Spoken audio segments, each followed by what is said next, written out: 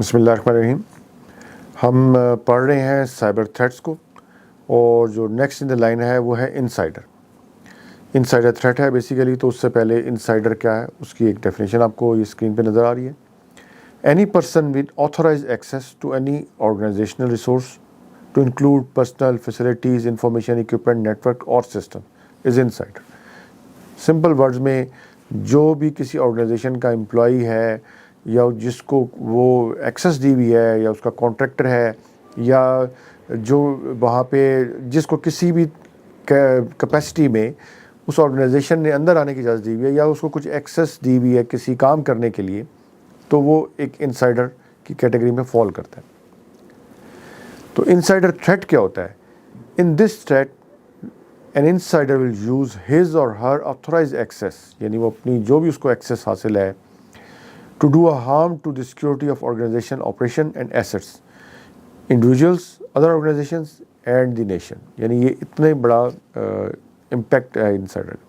This threat can include damage through espionage, terrorism, unauthorized disclosure of national security information. It originates from within an organization, typically involving current or former employees, contractor, business partners or other individuals with authorized access to organization systems, network or data. یعنی جو لوگ آپ کی organisations میں جن کو entry کی for example access control ہے تو ان کو انٹری کی اجازت ہے، ان کو آپ نے کوئی کمپیوٹر کام کرنے کے لیے دیا ہوا ہے، ان کی کریڈینشیلز ریکارڈ کر کے اپنے سسٹم پہ ان کی آپ نے اکاؤنٹ کریٹ کیا ہوا ہے، تو ایسے لوگ جو ہے وہ سارے انسائڈر ہیں. اور ان میں سے اگر کوئی تھریٹ بن جائے یا کوئی اس سے کسی وجہ سے ناراض ہو جائے یا کسی ایجنڈا پہ ہو تو وہ انسائڈر تھریٹ کی کیٹیگری میں فال کرتا ہے. پھر ایک کیٹیگری آتی ہے man in the middle attack.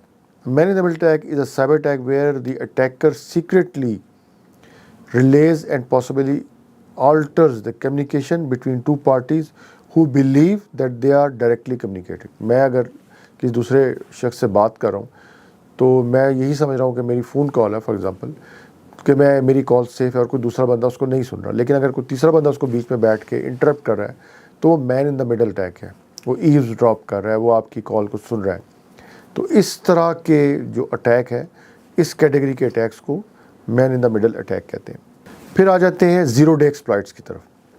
Zero day exploits refer to vulnerability in software or hardware that are unknown to the vendor or developers and have not yet been patched or fixed. These vulnerabilities are known as zero day because developers had 0 day to fix or mitigate them. اچھا، اب یہ بڑی ایک important چیز ہے zero day vulnerabilities.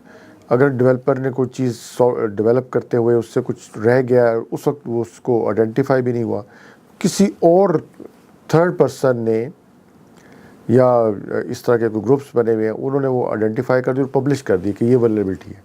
اب اس کو وہ ولنریبلٹی پبلش ہو چکی ہے، اب اس کے پاس زیرو ڈے، یعنی اس نے اس کو 0 day to fix date vulnerability. اب جب تک وہ فکس نہیں کرتا وہ ولنریبلٹی، تب تک جو بھی ہیکرز ہیں جو اس ولنریبلٹی کو یوز کر کے جن سسٹمز میں ہے، کسی آپریٹنگ سسٹم میں ہے یا کسی اپلیکیشن میں ہے، تو وہ اس کو ایکسپلائٹ کر کے اس سسٹم کو یا اس آرگنائزیشن کو نقصان پہنچا سکتے ہیں. پھر internet of things it refers to the network of interconnected devices embedded with sensors and software that enable them to collect and exchange data over the internet. اب یہ embedded systems کا ہم نے پڑھا تھا جب ہم ایک کمپیوٹر کو دیکھ رہے تھے، تو اس میں ہم نے دیکھا تھا کہ ہارڈ ویئر ہے، سافٹ ویئر ہے. پھر ہم نے دیکھا embedded systems ایک کیٹیگری ہے. تو IoT ڈیوائسز جو ہے وہ اب ایک ریالٹی ہے. آپ کا فریج ہے، آپ کا ٹی وی ہے، وہ سب کے سب آپ کے وائی فائی نیٹورک سے کنیکٹڈ ہوتے ہیں. اور اگر آپ کے ہیکر کو کسی اس فریج، ٹی وی یا اے سی یا اس طرح کی کسی ڈیوائس کو ایکسیس مل گئی تو وہ اس نیٹورک کا پارٹ بن گیا. اب اس نیٹورک کا پارٹ بننے کے بعد وہ اس نیٹورک کے ساتھ بہت ساری طریقوں سے اس کو ایکسپلائٹ کر سکتا ہے، اس میں انٹروڈ کر سکتا ہے، اس کے ڈاٹا کو اسٹیل کر سکتا ہے، وہ رینسم ویئر اٹیک لانچ کر سکتا ہے. یعنی یہ سارے اٹیک کیونکہ وہ اب اس نیٹورک کا پارٹ تھرو کسی IoT ڈیوائس کے تھرو بن گیا. اور اس میں کیس اسٹڈیز موجود ہیں. پھر ایک کیٹیگری آتی ہے advance persistent threat. These are carefully planned and specifically target against high value individuals. organizations or entities such as government agencies, multinational corporations, defense contractors, or critical infrastructure sectors. APTs are characterized by their persistence and stealthiness. Their objectives typically include establishing and extending footholds within the information technology infrastructure of targeted organizations for achieving desired result, repeatedly over extended period of time. यानी अगर वो data steel कर रहे हैं तो वो steel करते रहेंगे और आपको पता नहीं चलेगा. तो इस तरह के थ्रेट्स के लिए फिर को एड्रेस करने के लिए फिर आप स्पेशलाइज सिस्टम लगाते हैं, जिस तरह के सीम की हमने शुरू में बात की थी. वो लॉग को कोरिलेट करके, मुख्तलिफ डिवाइसेस की लॉग्स को कोरिलेट करके ये आइडेंटिफाई करते हैं या आइडेंटिफाई करने की कोशिश करते हैं कि कोई सस्पिशियस एक्टिविटी आपके नेटवर्क में हो रही या नहीं हो रही. नेक्स्ट कैटेगरी आती है policy based threat. Policy based threats refer to cyber threats that exploit weaknesses or violation in organization policies, procedures or compliance standards to compromise security. अच्छा, ये बहुत अहम किस्म का ये पॉइंट है. अगर देखा जाए तो cyber security is nothing but implementation of policies. अगर आपकी एक पॉलिसी है कि आपके ऑर्गेनाइजेशन का इंटरनल नेटवर्क किसी भी एक्सटर्नल नेटवर्क के साथ कनेक्ट नहीं होगा और कोई आता है और उसको इंटरनेट के साथ कनेक्ट कर देता है, तो उसने पॉलिसी वायलेट कर दी. उस वायलेशन ऑफ पॉलिसीज़ की वजह से वो उसके कंप्रोमाइज़ होने की यानी पोटेंशियल थ्रेट, उसके अंदर पोटेंशियल वल्नरेबिलिटी क्रिएट होगी. इसी तरह अगर आपकी पॉलिसी है कि एंड पॉइंट एंड डिवाइसेस जो है उन पे एंटीवायरस होगा और वो एंटीवायरस जो अपडेटेड होगा.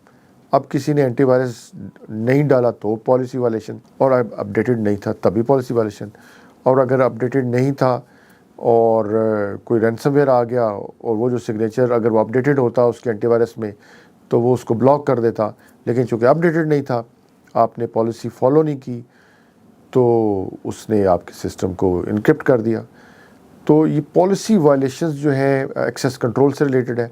आपने 2 फैक्टर ऑथेंटिकेशन थी वहाँ नहीं इम्प्लीमेंट की, अगेन आपकी पॉलिसी वायलेशन हो गई. आपने कोई प्रिविलेज, कोई अनऑथराइज यानी आपने सेपरेशन ऑफ ड्यूटीज़ नहीं की, एक्सेस कंट्रोल प्रॉपरली इम्प्लीमेंट नहीं किया. तो जितने भी ये कंट्रोल्स हैं आपने अगर इम्प्लीमेंट नहीं किए तो ये आपकी पॉलिसी वायलेशंस हैं, और ये जितनी पॉलिसी वायलेशंस हैं ये आपकी वल्नरेबिलिटीज़ में रिज़ल्ट करती हैं, और उन वल्नरेबिलिटीज़ को हैकर्स एक्सप्लॉइट कर सकते हैं और अपना थ्रेट लॉन्च कर सकते हैं. फिर फिज़िकल थ्रेट्स आते हैं, और physical threats refer to a cyber security risk and vulnerability that arise from physical access to devices, systems, networks और फैसिलिटीज़. तो फॉर एग्जांपल आपका कोई क्रिटिकल पॉइंट है, लैन के सर्वर्स लगे हुए हैं, उसको आप फिज़िकली गार्ड करते हैं, आप एक्सेस कंट्रोल लगाते हैं, कोई अनऑथराइज बंदा वहाँ नहीं जा सकता, तो ये आपने उसको फिज़िकली सिक्योर. डाटा सेंटर्स हैं, आपके कोई स्विचेज़ हैं, उनको लॉक किया होता है आपने. तो ये जितने भी फिज़िकल सिक्योरिटी मेजर्स हैं ये उतने ही इंपॉर्टेंट हैं जितने के साइबर सिक्योरिटी कंट्रोल है. तो आपने जितने मर्जी कंट्रोल, अगर आपने उसको फिज़िकल एक्सेस ही ओपन छोड़ दी तो वो एक बहुत बड़ी वल्नरेबिलिटी है जो क्रिएट हो जाती है. फिर एक सबसे अहम चीज़ जो आखिरी साइबर थ्रेट की स्लाइड में, सोशल मीडिया मैनिपुलेशंस. इसको थोड़ा सा डेफिनेशन देख लेते हैं. Social media manipulation refers to a deliberate use of social media platforms to influence public opinion, spread misinformation, manipulate narratives or undermine trust in institution, organization or individuals. तो ये एक बहुत ज़्यादा अब सोशल मीडिया का सबसे ज़्यादा जो इस वक्त आप सोचें कि इतने ज़्यादा सोशल मीडिया प्लेटफॉर्म्स एग्जिस्ट कर रहे हैं. फेसबुक है, ट्विटर है, इंस्टाग्राम है, यूट्यूब चैनल्स हैं, तो जिनके थ्रू आपको मल्टीपल किस्म की न्यूज़ चैनल्स हैं, वो इन्फॉर्मेशन आ रही है. अब आप सोचें कि वो इन्फॉर्मेशन को किस तरीके से मैनिपुलेट किया जा सकता है. मैं आपको एक छोटी सी एग्जांपल दूं कि मैंने डिजिटल मार्केटिंग की 2 बुक्स पढ़ी कुछ अर्सा पहले. मैंने कहा थोड़ा सा उसको अपने आप को इस डिजिटल मार्केटिंग की तरफ देखें, उसमें क्या नॉलेज है. तो मुझे अंदाज़ा हुआ कि आप कोई भी नैरेटिव है वो इसी तरह जिस तरह प्रोडक्ट है, आप उस पर इन्वेस्ट करें उसको. ये तो बहुत ही सिंपल वे में जो कि आम यूज़र्स के पास ये इन्फॉर्मेशन हासिल है. तो आप ये थोड़ा सोचें कि जो ये सोशल मीडिया प्लेटफॉर्म्स रन कर रहे हैं, या स्टेट लेवल एक्टिविटी जो इस सोशल मीडिया پلیٹ فارم کو کسی دوسرے اسٹیٹ کے اگینسٹ اگر کوئی یوز کرنا چاہے تو یہ ایک بہت بڑا اس وقت سائبر اسپیس کے اندر ایک کیوس کریٹ کرنے کے لیے بہت بڑا ٹول ہے جو کہ یوز ہو رہا ہے. تو آج کے لیکچر کے لیے اتنا ہی. ملتے ہیں نیکسٹ لیکچر میں. Thank you very much.